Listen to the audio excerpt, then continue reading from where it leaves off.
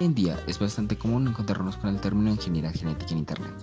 Es un tema que puede llamar mucho la atención por la cercanía que tiene este increíble tema con la ciencia ficción. Pues no es de extrañar, ya que las películas de ciencia ficción nos han mostrado en más de una ocasión lo que esta increíble tecnología puede hacer: traer dinosaurios a la vida, convertir a un científico en parte mosca o dividir sociedades.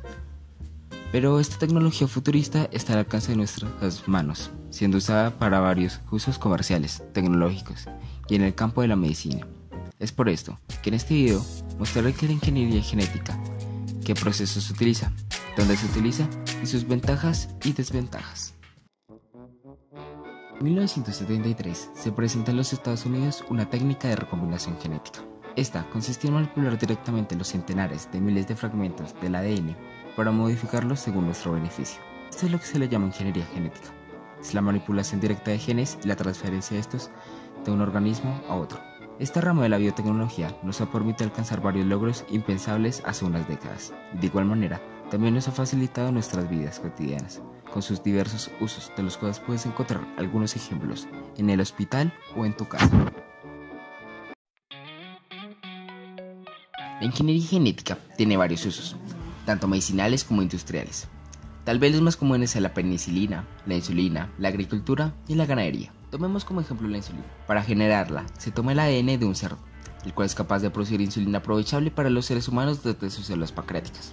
Se retira de su genoma el gen que le permite a las células pancreáticas producir insulina. Después de esto se le transfiere el gen a una bacteria para que ésta desarrolle el fenotipo de la creación de la insulina. Con una colonia de bacterias produciendo insulina, podemos proseguir a aniquilarlas para recolectar la insulina que éstas producen, para poder suministrarles esta insulina a aquellas personas con diabetes. Otro ejemplo que tal vez lo tengas en tu escritorio: los marcadores borrables. Estos normalmente son creados a partir de derivados del petróleo, los cuales al ser desechados causan un gran daño en el medio ambiente. Para solucionar esta problemática, se plantea la alternativa de hacer tinta biodegradable, pero para esto necesitamos pigmentos. Uno de los pigmentos más comunes para hacer la tinta de los marcadores es el pigmento de coral, usado para hacer tinta roja. Sin embargo, para conseguirlo tendríamos que aniquilar el coral, lo cual traería varias consecuencias a su ecosistema. Como alternativa, cogemos el gen responsable del fenotipo de los pigmentos rojos y lo integramos al ADN de una bacteria procariota, es decir, que no tiene núcleo definido, donde a partir de una sola bacteria, en las condiciones adecuadas y dentro de un fermentador que pueda medir y mantener estas condiciones, se crearán miles de bacterias para ser asesinadas y recolectar la tinta roja producida por sus pigmentos, la cual es biodegradable y se consigue sin la necesidad de matar a los corales.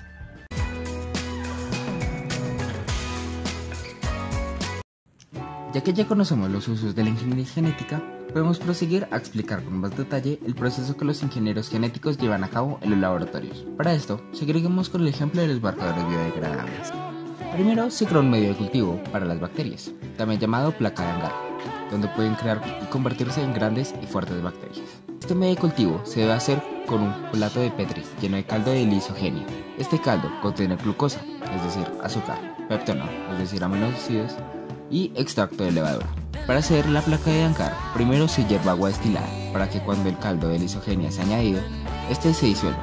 Una vez que se le ha añadido el caldo, tendremos que ponerlo en un plato de Petri no selectivo, que no llevará ningún antídoto, y otro que sí. Esto con el fin de eliminar las bacterias que no son aptas para resistir los antibióticos.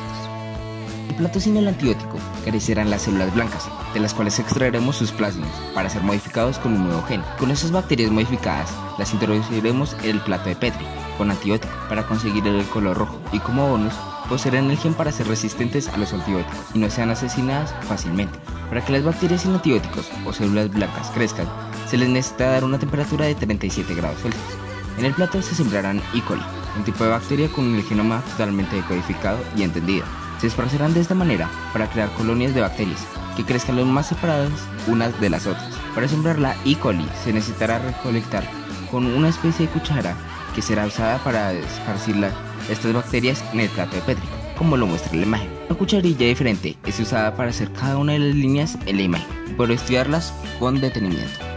Ahora, será un procedimiento denominado transformación de colonias, que es cuando se recolectan células blancas para ser transformadas con el ADN de los plasmidos. Para realizar esto, se necesitará congelar el plato de Petri para conservar las bacterias estables y que éstas no se generen. Una vez que hayan sido congeladas, se elevará la temperatura cerca de los 42 grados Celsius para generar un choque térmico que nos permitirá introducir los plásmidos con mayor facilidad.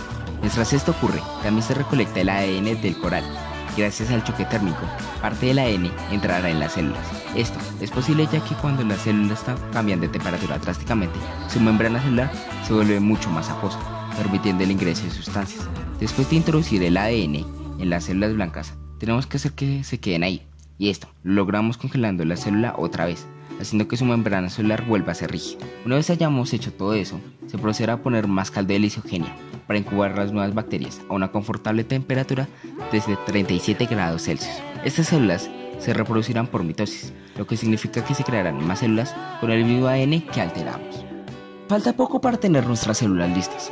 Ahora, las pondremos en el caldo con antibiótico y esperaremos a que se incuben durante 24 horas.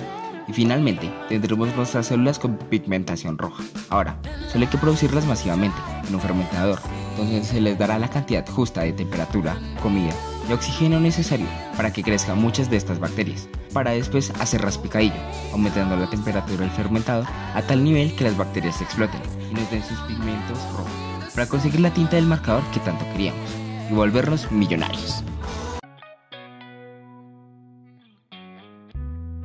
La genética nos ha traído varias ventajas, como la creación de productos comerciales, como la tinta del marco rojo, que agilizan y mejoran el rendimiento económico y comercial de las explotaciones, la facilidad para hallar curas a las diferentes enfermedades que ponen en peligro a millones de vidas humanas, creación de cultivos que soporten climas extremos para poder suplir la seguridad alimenticia de todo el mundo, aún en los climas más extremos. Sin embargo, todo lo bueno también trae consigo algo malo. La ingeniería genética puede traer consigo varios intereses económicos, que al mismo tiempo pueden traer un monopolio a la industria, al elevar el precio de los organismos genéticamente modificados. De igual manera, teniendo en cuenta un aspecto más científico, se pueden presentar una gran pérdida de biodiversidad al cruzarse varias especies. Además de esto, se puede dar el caso de que algunas plantas no deseadas adopten las características de ser resistentes a los herbicidas. Para concluir, la ingeniería genética nos ha permitido tener grandes avances en el campo científico y en nuestra vida cotidiana. Pero así como mucha gente ha utilizado esta tecnología para ayudarnos y facilitar nuestras vidas, también se puede usar de una manera atroz. Y depende de nosotros saber cuándo y cómo usar estas herramientas tan útiles sin afectar nuestra sociedad o a lo que la rodea.